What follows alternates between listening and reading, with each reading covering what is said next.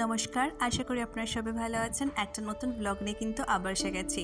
আর দেখুন, আমবাগান পেরিয়ে পেরিয়ে আমরা কিন্তু আরেকটা ডেস্টিনেশনের দিকে এগিয়ে যাচ্ছি। এবার যাব হচ্ছে মালদায় আদিনা ডিয়ার পার্কে। উদ্দেশ্য তো আপনারা বুঝতেই পারছেন, ডিয়ার দেখা। অ্যাডাল্টের জন্য 25 রুপিস আর চিলড্রেনদের জন্য অনলি 10 রুপিস কিন্তু আপনার এন্ট্রি ফিস। ডিয়ার দেখার জন্য যে 2 কিলোমিটার হাঁটতে হবে সেটা তো ভেবে একটু আমার কষ্ট হচ্ছে ঠিকই, কিন্তু আমাকে মোটিভেট করার জন্য কিন্তু এই বাকি 6জন কিন্তু অলওয়েজ রেডি থাকে।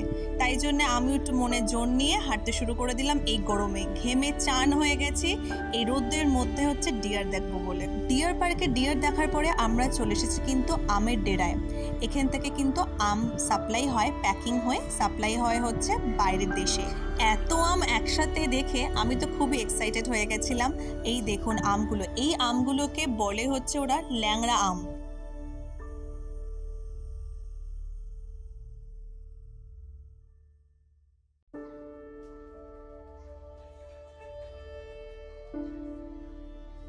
আমরা যে জায়গাটা এসেছি সেই জায়গাটা হচ্ছে পুরোটাই আম বাগান, আর আম বাগান থেকে আম পেড়ে পেড়ে এই যে দেখুন এখানে সব কিছু প্যাকিং করে ওরা। আর এই আমটা দেখুন পুরো লাল। আমরা তো কলকাতায় এই আমগুলোকে বলি নয় আম্রপালি আর না হলে হিমসাগর আম, কিন্তু এরা এখানে কিন্তু এই আমগুলোকে বলছে ল্যাংড়া আম।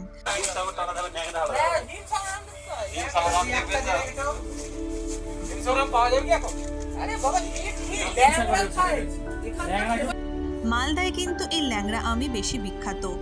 এই বাগানটা এসে আমার মনে হচ্ছে যত না পাতা আছে গাছে, তার থেকে যেন আম ঝুলছে বেশি। প্রত্যেকটা ডালে ডালে আম, আর সেগুলো সাইজ কি! আর এই আমগুলো দেখুন পেরেছে আর এখন যাচ্ছে হচ্ছে বিক্রি করতে। প্রত্যেকটা পাকা পাকা আম, আর এই পাকা আমগুলোই কিন্তু আচারের জন্য এরা ব্যবহার করে। এগুলো সাপ্লাইয়ের জন্যই যাচ্ছে হয়তো। আমাদের এখানে আসার মেইন উদ্দেশ্য ছিল হচ্ছে একটু আমবাগানে ঘোরা। সেই আমবাগানে ঘোরাটা কিন্তু সফল হয়েছে, আর আমের সাথে অনেক ফটোও তুলে নিয়েছি। এরপর আমরা চলে এসেছি হচ্ছে আদিনা মসজিদে। এটাও একটা ট্যুরিস্ট প্লেস, কিন্তু আমরা এখানে নামিনি, কারণ এতটা গরমের মধ্যে এই ওপেন এরিয়াতে ঘুরতে আমাদের কাউরই ভালো লাগছিল না।